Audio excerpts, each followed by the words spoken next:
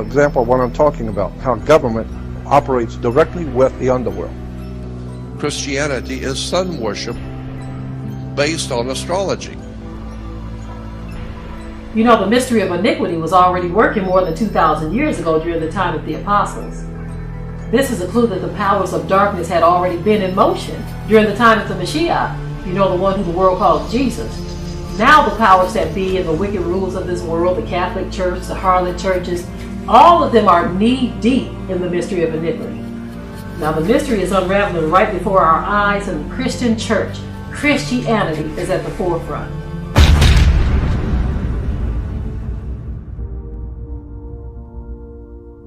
When was the word Christian first used as a believer of Christ?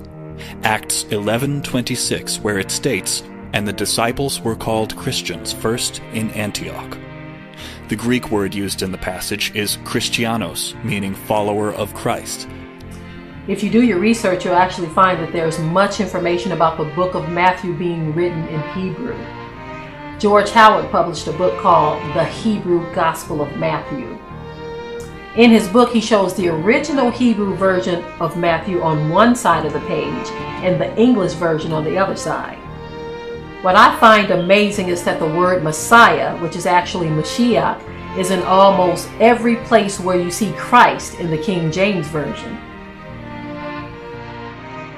The early believers were called Christians or Christianos in the Greek and Aramaic manuscripts, but not in the Hebrew. The correct word would have been Mashiach or Messiah, which is what the disciples, Hebrews, Judah or Yahuda, and early believers would have called the Savior. The word Christian and Christ originates from the Greek word Christos, which is the Greek translation of the Hebrew word Mashiach. Both words basically mean anointed. Hebraic Bibles restored the word to messianics. What most modern Christians don't realize is that there was a deity by the name of Serapis, whose followers were called Christianos, Christians. As early as 200 BCE, there were pagan worshippers of Serapis that called themselves Christians.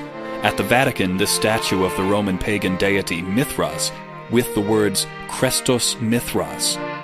Mithrasism was the main pagan religion of ancient Rome, and became blended with the Messianics of Israel through the compromises of the Nicene Council, headed by Constantine and his son Crispus. The iconic scenes of Mithras show him being born from a rock, slaughtering a bull, and sharing a banquet with the god Sol, the sun. Thus we have a merge of the early Church of Rome with Mithrasism, and forming the RCC, Roman Catholic Church.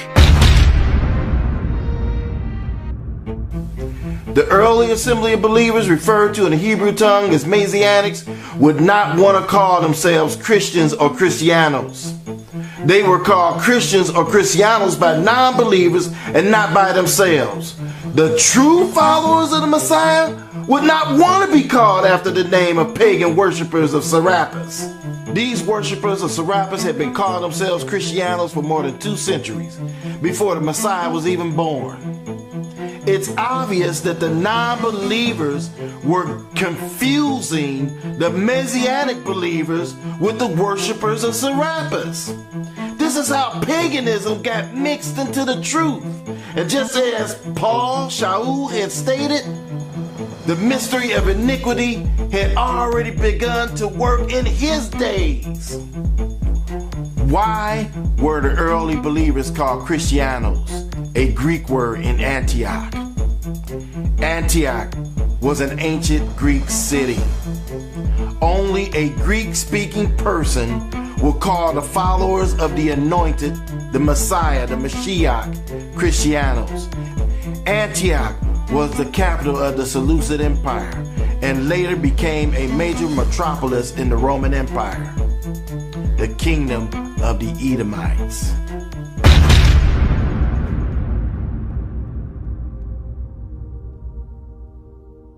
The original biblical manuscripts were not written in English. Of them, the most popular were the Septuagint, which was written in Greek, Peshitta, which was written in Middle Aramaic, the Textus Receptus, written in Greek, and the Vulgate, which was written in Latin. The Septuagint is a pre-Christian translation of the Hebrew Bible. and some related texts into Koine Greek. The Greek manuscripts are called the Codex Vaticanus and Codex Sinaiticus. Fragments are dated around the end of the 2nd century, and complete scripts are dated around the 4th century. The King James Version of the Bible was not translated from the Septuagint, but from the Textus Receptus. Why is this important to know? If you research Rome or Romans, you will notice that it is not recorded in the Old Testament at all, but you will find it in the Apocrypha, which was removed out of the 1611 King James Bible. You can also find the word Romans in the book of Daniel of the Septuagint. Were they deliberately trying to hide who the Romans are? In the Septuagint, the book of Daniel 11:30 translates the occurrence of Kittim in as Romans. Maccabees 1:1 states that Alexander the Great, the Macedonian, had come from the land of Kittim, or the land of the Romans. There is estimated to be about 100 books that have been either removed or not included in the Bible. The Catholics even debated on whether or not to remove the book of Revelation out of the Bible. Louis Ginsburg, in his book titled Legends of the Jews, writes, "They, Esau and Jacob, will never be in the same estate. Esau will vaunt lords, while Jacob will have kings. They, Israel and Rome, are the two nations destined to be hated by all the world. One will exceed the other in strength. First, Esau will subjugate the whole world." This is a white man's world. The white man from Europe dominates the whole planet. White men goes into any country and kill everybody, take over anything they want. This is a white man's country. It's a white man's world. But in the end, Jacob will rule over all. Legends, Volume 1, page 314.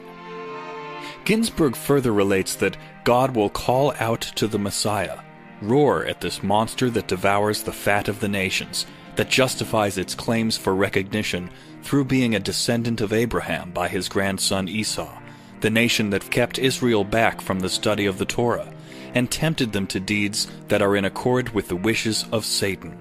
Legends, Volume 3, page 167.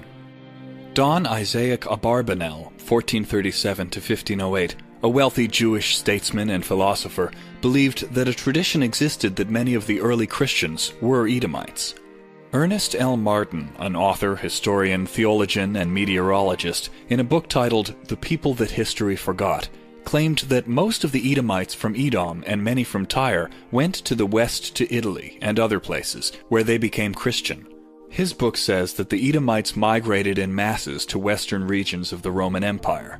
They became Christian but retained something of their previous practices and influenced early Christianity with their pagan traditions.